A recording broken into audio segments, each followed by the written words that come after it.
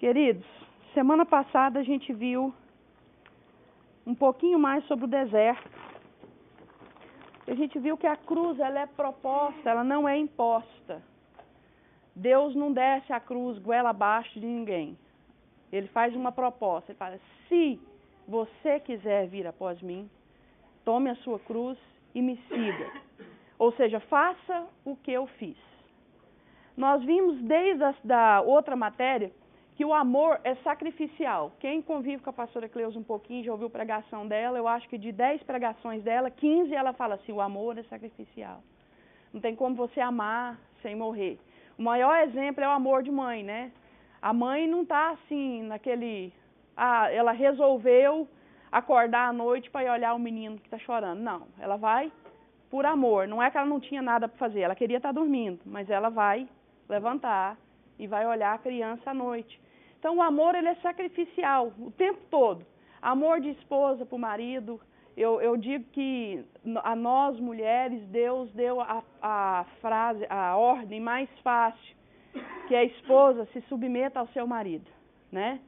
Ao homem ele deu a ordem mais difícil. A única coisa que eles têm que entender é que eles têm que cumprir. Amém? Ao homem Deus disse, amai a sua esposa como Cristo amou a igreja e por ela se entregou. Oh my God. Ontem, né? Se submeter é mais fácil do que amar, porque se submeter é um ponto de decisão. Agora amar você tem que realmente morrer, ir para a cruz o tempo todo, né? E eu quero só lembrar os homens que estão presentes nesse recinto que isso é diário. Amém? O que você amou a sua esposa ontem e abriu mão de algo, só serviu para ontem. Hoje é um novo amar e um novo abrir mão. Amém? Amém?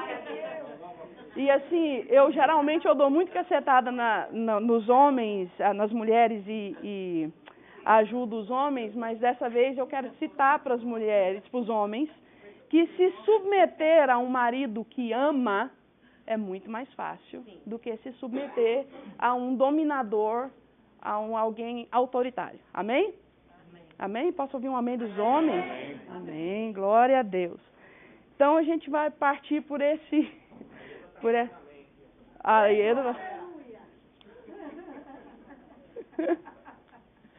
ela fala mesmo, né, Ieda? Se submeter a um marido que ama como Cristo amou a igreja é muito mais fácil, não é? Do que um marido dominador e aquele marido que fala tem que ser assim porque eu disse que tem que ser assim e eu sou o homem da casa. Quero só lembrar vocês, não tirei o dia para pegar no pé dos homens, tá? Eu acho que é o vento do Espírito que está soprando para essa direção.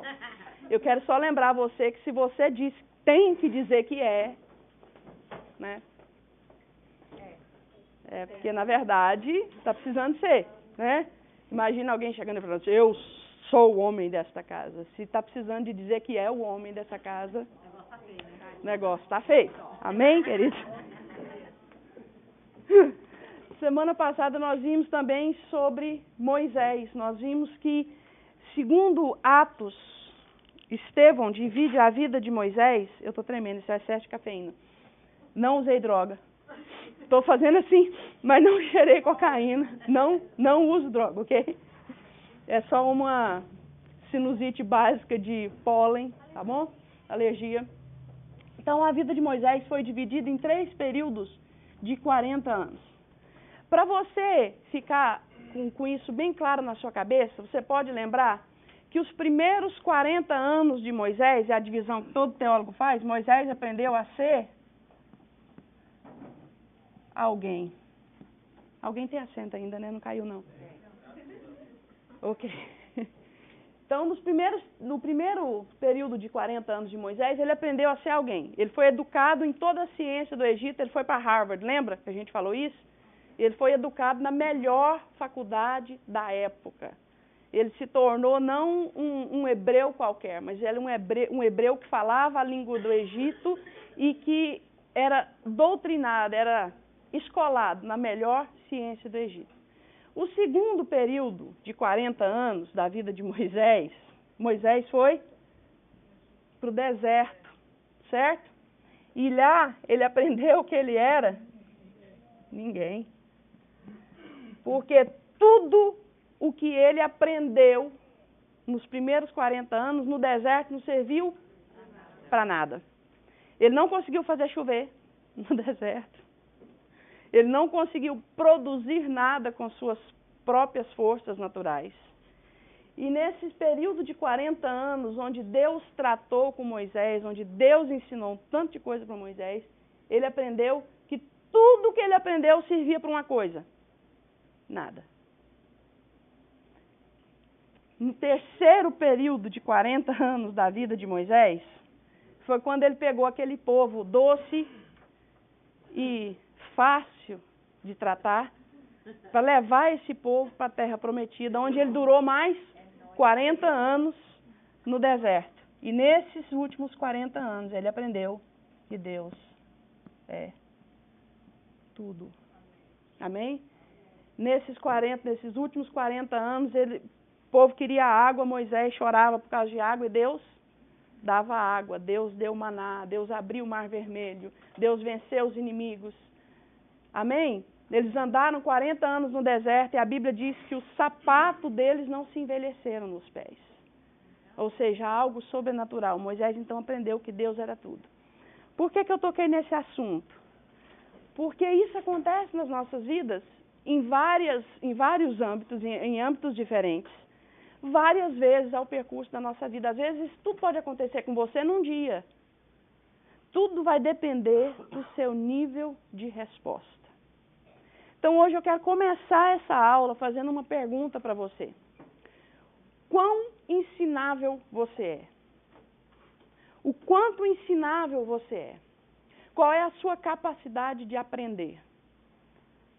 Tem um ditado popular que diz que o inteligente aprende errando, o sábio aprende com os erros dos outros, né? E o tolo não aprende de jeito nenhum. Então, em qual categoria você está? Qual é a sua capacidade de assimilação dentro da circunstância que você está vivendo? Você joga pedra no céu quando você está passando por dificuldade? Você abaixa e joga pedra no céu e fala: Deus, por que eu estou passando por isso? Qual é a sua reação quando você está passando problemas? Qual é a sua reação na mínima coisa? Eu estou perguntando na mínima coisa. Quando a fita de recibo do caixa acaba na sua vez, você está com pressa no mercado. Desde essa pequena reação até a reação mais importante que você tem no seu trabalho, com a sua esposa, com o seu marido em casa, com seus filhos, qual é a sua reação diante de situação difícil? Porque a sua capacidade de reação e de assimilação, de aprender, ela vai determinar se você vai ficar 40 anos naquela situação ou se você vai ficar 4 minutos. Ontem eu estava conversando com a pastora, tem criança que tem que apanhar menos. Quem tem mais de um filho aqui? Por exemplo, quem tem um filho igual a Israel Ribeiro, eu acho que não tinha que bater a hora nenhuma, mas a Adriana disse que bateu bastante no Israel. Entendeu? Rodriguinho, eu acho que o Rodriguinho nunca devia ter apanhado. Mas... Não, Guigui já... Guigui, deixa eu ver. O Guigui é cruzeirense, gente, então já tem defeito, já... Tá certo. Mas tem criança que tem que apanhar menos que a outra, isso é real. Quem tem mais de um filho sabe, tem criança que é mais difícil, que empina a carroça. O Vincent tem que apanhar pouco já, né? Não fala não, tadinha.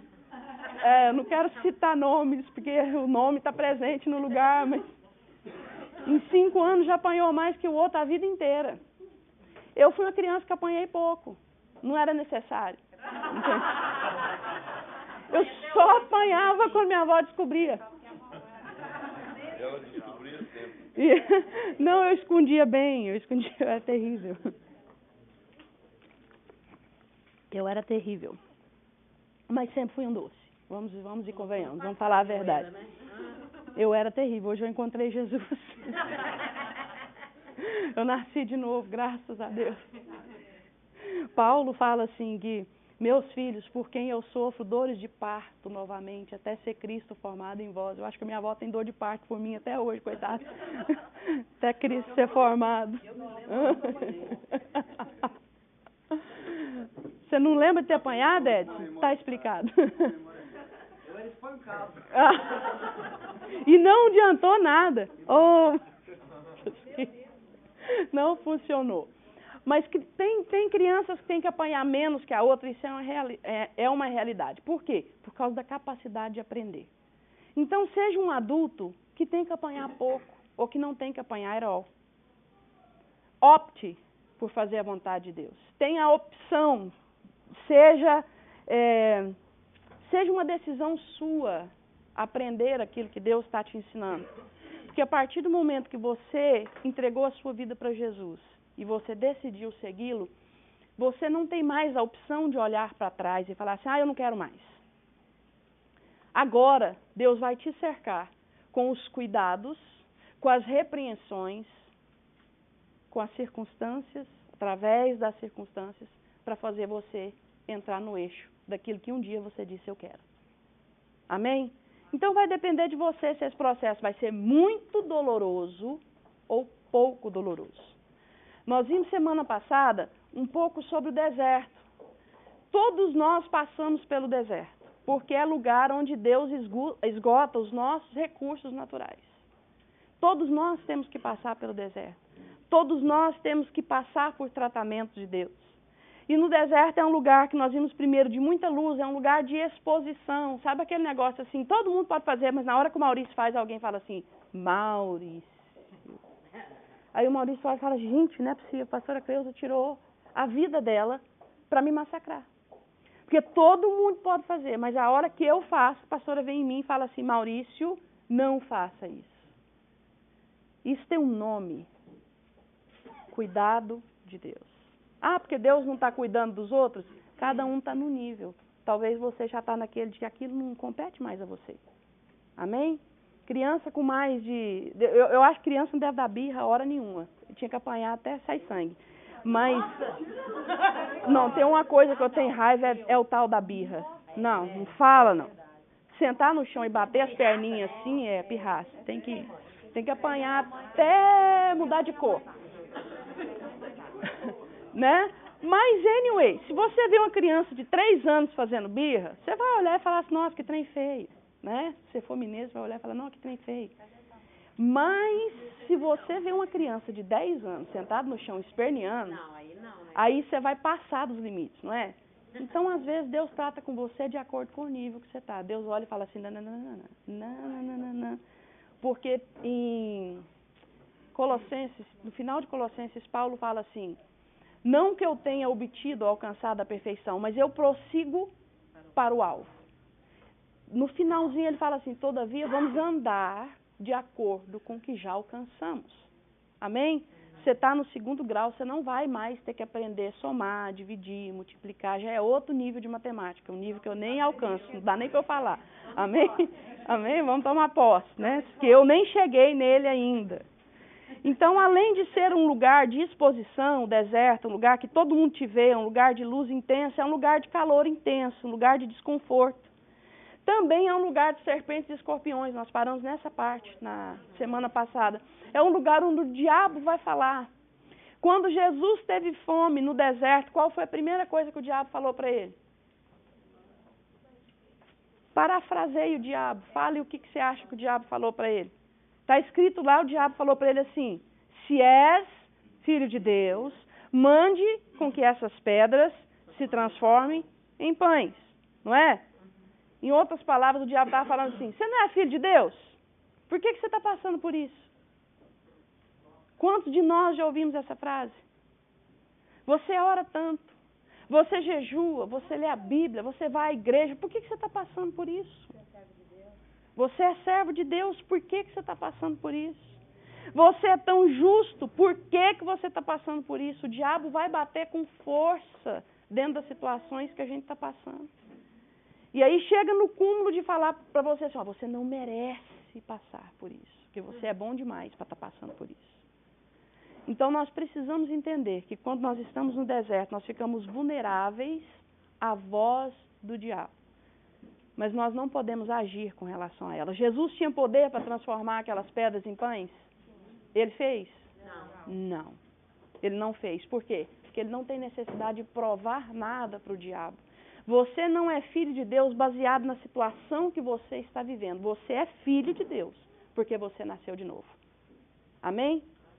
Então, independente da situação que você está vivendo, você é filho. Se você está passando por algo, eu acredito que todos estão, porque nós estamos constantemente debaixo de tratamento de Deus, alguns em mais intensidade, outros em menos intensidade. Se você está, não seja tentado a jogar as coisas para o alto e a provar que você é filho de Deus, porque você não precisa provar, você é filho de Deus. Amém? Outra coisa que é comum no deserto é a privação, a escassez. E quando eu falo de privação e escassez, eu não estou só falando no sentido natural, no sentido financeiro, de momentos que nós passamos por privação, momentos que nós passamos por escassez na vida financeira. Porque na vida financeira a gente se dá muito bem, mesmo com escassez e privação. Mas quando essa escassez e privação atinge a nossa alma, atinge o mundo espiritual, a gente fica muito mal. A gente fala assim, mas eu estou orando tanto, parece que Deus não responde. Eu estou jejuando tanto e Deus não me vê. Quantos aqui já passaram por isso? Eu estou clamando por uma palavra de Deus, mas Deus se calou na minha situação. Deixa eu falar uma coisa para vocês. Quando Deus se cala, Ele grita. Nós que não estamos ouvindo. Quando você acha que Deus está calado, Deus na verdade está gritando. Filho, aprenda. Dê uma reação favorável. Dê uma reação de aprendizado dentro dessa situação. Amém? Você fala assim, mas eu conheço pessoas que estão debaixo de situação adversa há anos e a reação da pessoa é muito favorável. Eu lembro a vocês o que eu disse semana passada. Essa matéria não é para você julgar a vida de ninguém. É para você olhar para a sua. Amém. Amém? Não adianta. A cruz nunca é para o outro. A cruz é para você. E até mesmo a situação do outro, às vezes, pode ser cruz para nós. Porque às vezes o outro está sendo tão aprovado dentro da adversidade que está passando, e nós que estamos do lado estamos questionando Deus e falando por quê, por quê, por quê. E nós estamos desaprovados dentro da situação que o outro está passando. Então nós precisamos ter reações corretas para que Deus possa nos aprovar. Amém? E ter a aprovação de Deus é de suma importância, porque não vai ser para todos que Deus vai dizer servo bom e fiel. Entra no gozo do teu Senhor. E eu não estou falando de salvação, estou falando de galardão, de recompensa. Amém? Outra coisa no deserto é a pressão. Tudo isso junto. O calor intenso, a luz intensa, serpentes e escorpiões, a privação, ela gera uma pressão que muitas vezes nós pensamos que nós vamos sucumbir, nós não vamos conseguir. Eu não sei quantos de vocês já passaram por pressão assim, mas eu já passei por coisas na minha vida pessoal, de eu ir para algum lugar, e eu não sou de gritar, tá? Tem gente que grita, tem gente que esperneia. Eu, geralmente, o meu grito sai na minha respiração, assim. Isso aqui é meu grito. Eu não costumo gritar, é algo da minha personalidade. Eu estava falando para a pastora, eu cresci numa casa onde eu nunca ouvi um grito e eu nunca ouvi um palavrão. Quando a minha avó gritava, todo mundo da casa saía para ver, porque era alguma coisa muito séria. Entendeu? Eu podia estar fazendo a coisa mais errada do mundo. Eu nunca ouvi um grito, nem do meu avô, nem da minha avó. Quando meu avô falava assim, Cristiane, minhas pernas bambeavam, porque ele não me chamava de Cristiane, só quando era algo muito sério. Então eu não boto para fora em grito. Mas eu já tive situações da minha vida em que eu falava assim, não, dessa vez eu morro. Isso aqui eu não vou conseguir passar por isso. E eu garanto para você que aquilo foi só um aprendizado para as próximas que virão. Então, eu creio que você também já teve. Mas toda máquina, todo poder exercido, ele é exercido por causa de uma pressão. Se houver pressão, há poder. É assim que funciona o motor do carro, é assim que funciona o motor do avião. O Neto foi na NASA ano passado, acho que o Danilo foi também, e a Kênia, não sei. Sei que eles estavam falando da pressão que é quando um foguete é lançado, a pessoa tem que ficar 2 quilômetros, né? Todo ser humano, não tem um lançador lá embaixo apertando o botão, não. Todo ser humano tem que ficar 2 quilômetros de distância por causa da pressão, do calor. derrete metal, derrete o asfalto. Derrete o asfalto. O asfalto em volta do lugar, ele é de não sei quantos metros para baixo, porque senão ele derreteria. Olha que coisa. A pressão que é para lançar um foguete no espaço. Você é um foguete na mão do Senhor. Então entenda que a pressão ela vai ser revertida em poder na sua vida. Não interessa qual pressão que você está vivendo, ela vai ser revertida em poder. Vocês creem nisso? Amém. De verdade? Amém. Amém. Outra coisa que Deus usa para nos ensinar, além do deserto especificamente, Márcio, pega um papel toalha para mim, por favor. Além de especificamente o deserto, que é um lugar que você passa por ele, às vezes você sai, às vezes você fica anos, às vezes você fica um dia. Além desse lugar aqui, figurado, chamado deserto, que Deus trata conosco através de situações diárias na nossa vida. Como eu disse aqui antes, o recibozinho, né, a fita de papel do recibo do caixa do supermercado pode acabar na sua vez e aquilo pode ser algo que Deus determinou que acabasse. Você fala, nossa, mas é algo tão pequeno. Queridos, tem gente que não é crente na hora que aquele negócio acaba. Ele é crente até ali, obrigada, Fabinho. Ele é crente até a mocinha do caixa bater um negócio errado e ele ter que esperar o manager. E quando você está lá no Market Basket, esperando o manager ir lá e dar um void na compra porque passou um negócio errado, e o manager está com as meninas do caixa brincando e rindo e fingindo que aquela luz não está piscando. Você vai olhando no relógio e 30 segundos parece que foi 3 horas, né? Mas lembre-se, nossa, aí, quando tem um cheque do week na sua frente, né? Não, é sério. Eu costumava chamar aquele mercado ali perto da Broadway, na Fletcher. Eu chamava aquele mercado de quê? Quem lembra? Marcelane lembra. Inferninho, eu falava aquilo lá é antessala do inferno. Não tem lógica. Eu já consegui ficar naquele caixa, num caixa rápido, eu já consegui ficar 22 minutos no caixa rápido. 22 minutos marcado no relógio. E naquele dia eu saí de lá falando assim, eu não sou crente não. Não sou crente não. E quando o sinal está aberto e tem uma tua frente esperando para dar seta para entrar e tomando a pista toda. E tu não tem espaço para passar. Eu xinguei. Achei. Aí, quando eu passei na frente da casa da Carol, eu agradeci a Deus. Porque se eu tivesse passado, o policial tinha me parado. Tinha um carro parado ali e assim, era aquele Aí você esperou. Aí, não, eu passei por lá. Mas eu agradeci a Deus por aquele carro, porque senão eu tinha... Pois é. Eu que tinha parado. Era eu para na sua frente. Você tinha parado? Esse negócio aí de trânsito é interessante, porque é nessas coisinhas que Deus olha para nós e fala assim, desaprovado. Desaprovado. Não passou não, vai ter que repetir a prova. E aí você fala assim, ó, e nós somos tão difíceis de ser ensinado, tão difíceis de aprender, que nós falamos assim, por que isso só acontece comigo? E sempre? A gente ainda dá o diagnóstico, a gente ainda... Nossa, isso sempre acontece comigo. Quantos já falaram isso? Eu já falei 300 vezes. Eu já falei para vocês, cada um de nós, Deus sabe onde apertar. Deus sabe o que você precisa. E Deus sabe, desde a circunstância grande até a circunstância pequena. Mas deixa eu te falar uma coisa. Sabe quando Deus fala assim, ó, você não foi fiel no pouco, você foi fiel no pouco, sobre o muito eu te colocarei? Queridos, essas situações pequenas, elas mostram para Deus a nossa falta de caráter. Mas ela devia expressar para nós, porque Deus nos conhece. Deus nos conhece. Um homem de Deus, uma mulher de Deus, a maior expressão da presença do Espírito Santo na vida de alguém é doçura, amabilidade. É a maior expressão do Espírito Santo na vida de alguém. Vou falar um negócio para vocês. Sabe aquele homem que prega muito bem, mas que quando desce do púlpito, você vai falar com ele, ele te dá uma má resposta? desculpa, tem tudo ali, menos o Espírito Santo de Deus. Porque o Espírito Santo de Deus é doce em essência. Ele é amável, ele é manso em essência.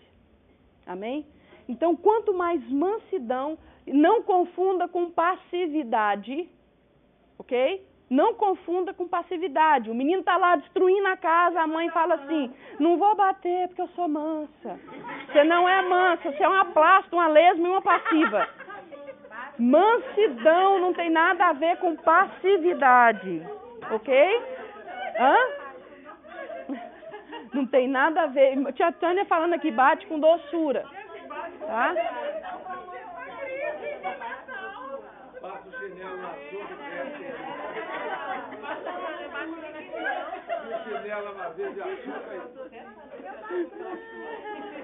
Então, ó, Deus sabe o que é necessário. Deixa eu falar uma coisa pra vocês, que era só da aula que vem, mas eu vou jogar nessa pra gente já trabalhar em cima disso. Todo o problema do homem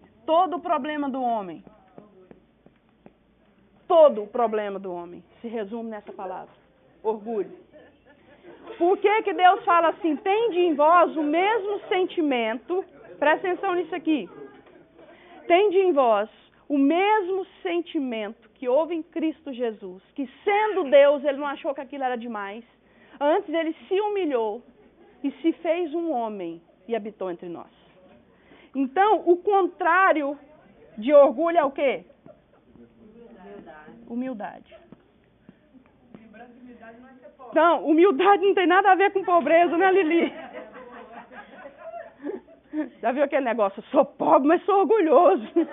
Não aceito nada de ninguém. Então, tem nada a ver com humildade e a pobreza. Então, o contrário de orgulho é humildade. Satanás, olha o princípio luciferiano. Tem muitos de nós, eu quero jogar essa em cima de você porque é real e eu quero que você durma pensando nisso. Aliás, eu quero que você perca o sono pensando nisso. Ok? Essa é a realidade. Olha o princípio de Lúcifer. O princípio de Lúcifer é: subirei a mais alta nuvem e serei o quê? Semelhante ao Altíssimo. Que eu sou tão linda, eu sou tão bela, eu sou tão importante, eu sou tão maravilhoso, eu sou tão poderoso, o que me falta senão o céu? Ganharei o céu. Ok? Qual o princípio de Jesus? Eu tenho tudo. Eu sou igual a Deus. Eu sou Deus. Mas eu abro mão de tudo. Eu humilho a mim mesmo. E eu desço. Então tem muitos de nós que estamos com Jesus em doutrina. Mas com Satanás no princípio. O princípio das nossas ações é orgulho. Então, tudo que Deus trata conosco da menor coisa, eu vou voltar na fita do caixa do Market Basket, até a mais alta, é tratando conosco o nosso orgulho. Por que a fita vai acabar na hora que eu estou passando? Se a gente for puxando a linha do pensamento, eu sou eu. Eu estou com pressa. Eu sou o ser mais importante da face da terra e essa pessoa do caixa não imaginou que eu ia passar por aqui e não trocou essa fita antes. O nosso princípio é esse. A gente não fala em palavras, mas ele está lá, agindo dentro de nós. Qual é o princípio? O princípio do orgulho. Por que nós somos grossos, rudes e não mansos? Porque o princípio é o orgulho. Porque eu não estou sendo agradado, então eu vou ser o quê? Rude, eu vou ser grosso. Porque eu sou o ser humano mais importante da face da terra e eu preciso ser agradado. Se eu for agradado, eu serei manso. Viu o princípio errado? Então, queridos, tudo que Deus fizer em questão de tratamento vai ser para nos tirar do nosso orgulho, para nos levar à humildade de Cristo, para nos levar para a cruz. Amém? Todas as coisas têm um porquê. Eu já disse para vocês que eu entendo em grau, número e gênero o porquê que eu não sou legal no país e não tenho uma drive license. E eu disse para vocês que a primeira pessoa que falou para mim isso foi Deus. Gente, quando eu falo para vocês que o dia que eu parei o carro atrás da Hispana, eu ia dar ré e eu ia bater no carro dela, até o carro parar, eu não estou brincando. Eu estou falando sério. Eu não estou brincando. Eu estou confessando o pecado publicamente. Gente, o dia que aquela mulher parou na minha frente, eu atrás, gentilmente, uma doçura, esperei. Esperei, ela fez nada, ela continuou. Ela estava parada, conversando com alguém do outro lado. A pessoa debruçada no carro dela, a rua não passava ninguém naquela rua ali do Enterprise. Eu parei e falei, bom, para uma pessoa fazer isso deve ser importante, né? Não vai bater papo, com certeza. Ela deve estar falando alguma coisa importante. E ela continuou o papo, né? Eu olhei aquilo e falei assim, não, isso não está acontecendo comigo. Aí eu dei aquela buzinadinha assim, educada. Pim. A minha vontade era de fazer pim, e acabar com a buzina do meu carro, mas... Aí ela olhou para mim assim e continuou conversando. Eu fiz assim, não, isso não está acontecendo comigo. Não comigo, ser humano mais importante da face da terra, não. De novo. Pip, pip. Ela olhou para mim e fez assim. Foi isso que ela falou, passa por cima. Eu confesso para vocês que naquele dia eu teria dado ré. Não, com o meu carro mesmo, Paulo. Para você ver a carnalidade do ser humano. Preciso de Jesus. Eu teria dado ré, afastado, acelerado. Meu carro era marcha, então era perfeito para isso. Eu tinha arrancado de segunda. E eu teria batido no carro dela, levado o carro dela até a esquina. E olhado para ela e falado assim, tá bom assim? E aí eu falei, Deus, por que eu não tenho a drive license? Porque eu ia fazer isso, isso, isso. E Deus falou assim, por isso mesmo. Que você não tem. Então, Deus sabe onde tratar conosco. Era aquele carrão, sabe? Hã? Não, era o pior mesmo, vermelhinho, não era? Aquele lá não tinha força. Era aquele vermelhinho? Aquele lá não tinha força muito bom. Vou falar uma coisa pra vocês. Antes do Saab, eu tive um Mustang 78 hatch. Que ele era todo cinza e o capô era que cor, Ieda? Vermelho. Que foi emendado, tá? Não, mas não era esses dois, não era outro. Então, queridos, Deus sabe qual a circunstância que dele tem que colocar você para te levar à humildade. Literalmente para te humilhar. Quando Deus levou o povo no deserto, em Deuteronômio 8, Deus fala assim, eu trouxe você para te humilhar, para provar o que estava no seu coração. Com a minha atitude de decidir passar por cima da espana, do carro, de todo mundo, o que Deus mostrou? Quem sou eu? Deus mostrou que eu não sou esposo de doçura que vai para o púlpito e é tão doce com os irmãos aqui dentro da igreja. Deus mostrou que eu tenho assassinato dentro de mim, que eu preciso mudar, que isso é um defeito de caráter terrível. Entendeu? É sanguinária. Sanguinária. O cara no Walmart, eu já contei isso para alguns, contei isso para o Diogo, acho que umas 3 semanas atrás, né, Diogo? O cara no Walmart que roubou minha vaga, 2 anos, aquilo me fazia mal, 2 anos, eu tô falando para vocês, é de verdade, por causa de uma vaga, eu sei. O Moreno tá olhando para mim assustado, o Moreno tá falando, você não é normal.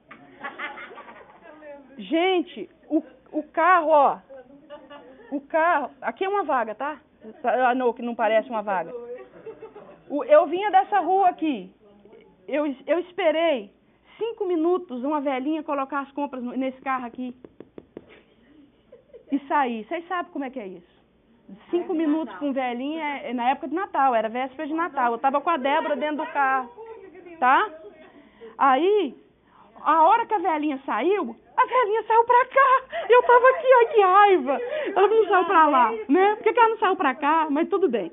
A hora que ela deu ré aqui, o camarada que estava estacionando aqui decidiu que ele queria parar de frente. Aí ele veio e estacionou o carrinho dele aqui. Aí eu ri e falei pra ele assim. Aí ele... Eu falei, como assim não? Como assim não?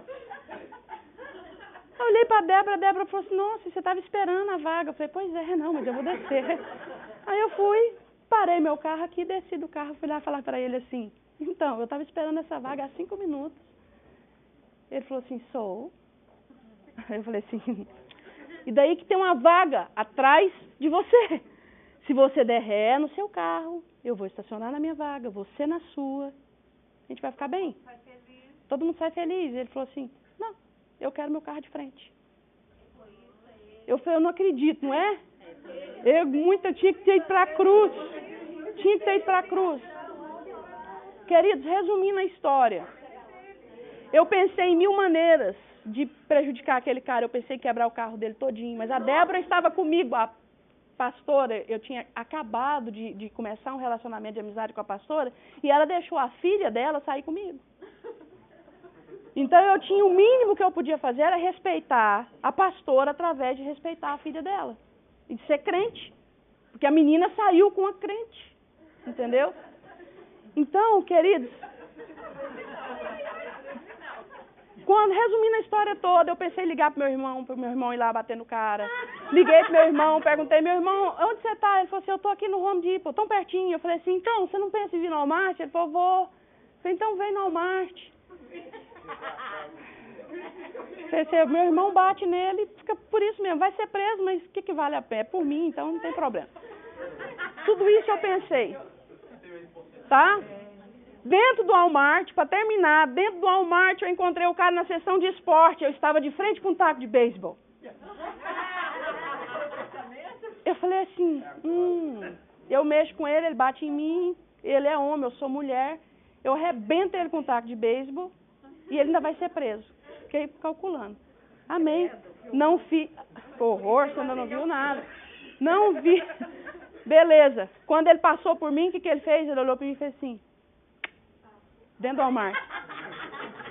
Você sabe o que foi aquele?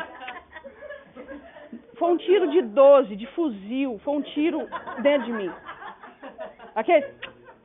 Dentro de mim eu ouvi assim. Pá! Você sabe o que eu descobri? Que eu era educada, eu não era crucificada, eu não era crente. 2 anos atrás... Não, matei, Marcelino, eu matei a família dele por anos.